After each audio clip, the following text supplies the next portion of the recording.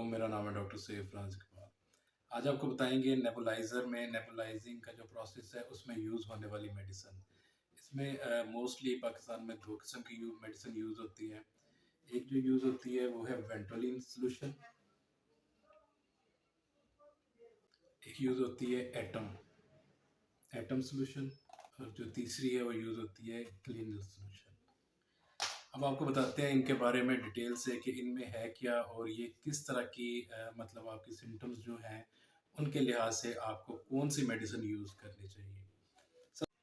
सबसे पहले जो है बात करते हैं वेंटोलिन की। वेंटोलिन सॉल्यूशन, इसका जो साल्ट है वो है सालब्यूटामोल। सालब्यूटामोल ये एक एंटीकोलिनर्जिक जो है वो प्रॉपर्टीज़ रखता है और ये जो इसका मोड ऑफ एक्शन है वो है कि ये जो हमारी सांस की नालियाँ हैं उनको डायलेट करता है। डायलेट करके ये जो है सांस की तकलीफ़, चाहे वो दमा है या वो सीओपीडी है या कोई और इशू है, उसमें ये सांस की जो नालियाँ उनको डायलेट करता है, कुशादा करता है, जिससे इंसान में सांस लेने में आसानी होती है। अब आप तो अगर बच्चे में सांस लेते हुए आवाज़ आ रही है, सीटी की आवाज़ आ रही है या उसे सांस लेने में मुश्किल हो रही है या वो बहुत खींच खींच के सांस ले रहा है, बच्चे या बुजुर्ग कोई भी जो अस्थमेटिक है, तो उनके लिए ये जो सॉल्यूशन है ये बहुत ठीक है। ये भी जो है अस्थमेटिक पेशेंट के लिए या सांस की जो और बीमारी है उनके लिए इस्तेमाल होता है। अब इसका जो काम करने का तरीका ये है, ये भी सेम इसी की तरह है, वेंटोलिन की तरह ही है, लेकिन ये थोड़ा सा कॉस्टली है और ये जो है वो इतना कॉस्टली नहीं है। ठीक है।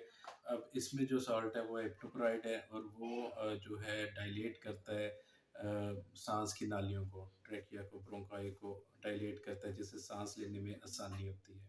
ठीक है। उसके बाद जो तीसरी चीज़ है वो है क्लिनिल। ठीक है।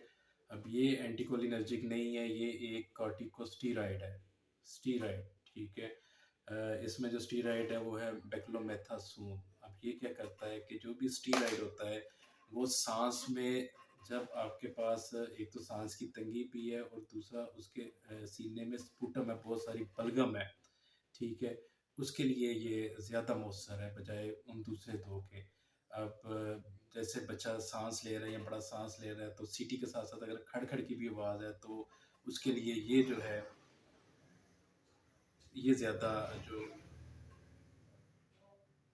उसके लिए ये जो है वो ज़्यादा इफ़ेक्टिव है। ये क्या करता है कि जो हमारे लंग्स में जो बलगम बनती है, अब बलगम कैसे बनती है, हमारे जो ट्रैकिया है इसमें सेल होते हैं। जैसे ही कोई भी पोल्यूशन या कोई भी बैक्टीरिया वगैरह एंटर होता है तो वो एक किस्म का म्यूकस सिक्रीट करता है। ठीक है। ये म्यूकस जो होता है वो उसको एंट्रैप कर लेता है, किसी भी फॉरिजन पार्टी को अपने अंदर उसको पकड़ लेता है और वो उसके बाद जो हमारी ट्रैकिया है उसमें एक हेयर लाइक प्रोजेक्शन होती है जिसे सीलिया कहते हैं। उसका काम होता है कि स्प्यूटम को बाहर निकालना। किसी वजह से ये स्प्यूटम बाहर नहीं निकलती और वो फेफड़ों में जमा होना शुरू हो जाती है, जिससे ये कॉम्प्लिकेशन बनती है। अब ये जो है नेबुलाइजर मैंने जो आपको थर्ड वाला बताया है क्लिनिल। ठीक है। ये आप इसमें भी यूज़ कर सकते हैं जिसमें आपको ब्रोंकाइटिस वगैरह भी है और रात को अगर खांसी बहुत ज़्यादा होती है बच्चे को, पूरी रात खांसता रहता है, तो ये यूज़ करें, उससे उसको पूरी रात खांसी नहीं होगी। ठीक है। इसके अलावा ये और भी मुतद्दी जो हैं उसमें काम आता है। कोई भी इम्यून सिस्टम जो है वो अगर लंग्स में किसी किस्म की कोई प्रॉब्लम कर रहा है तो उसको भी ये जो है कंपनसेट करता है। अब ये जो है इनके साइड इफ़ेक्ट के बारे में लोग पूछते हैं और उसके बाद सबसे ज़्यादा लोगों को ये होता है कि क्या इससे आदत पड़ जाएगी या बच्चे को जब देना पड़ेगा हमें उसको, उसकी रूटीन फिक्स हो जाएगी, तो ये ऐसा बिल्कुल नहीं है। ये मेडिसिन बहुत सेफ होती है क्योंकि इन्होंने एक किस्म का ट्रॉपिकल अंदर जाके इफ़ेक्ट करना है सिर्फ लंग्स पे। उसके अलावा इन्होंने ब्लड स्ट्रीम में नहीं जाना, किसी किस्म का कोई जो मेडिसिन का होता है कि गट से अब्जॉर्ब होकर लीवर में जाएगी, फर्स्ट पास इफेक्ट वगैरह कुछ भी नहीं होता। ठीक है। इन्होंने जो है लोकल इफेक्ट करना है सांस की नाली पे जाके और उसको डायलेट कर देना है या फिर अगर वहाँ पे किसी किस्म की इन्फ्लेमेशन है तो उसको ख़त्म कर देना है।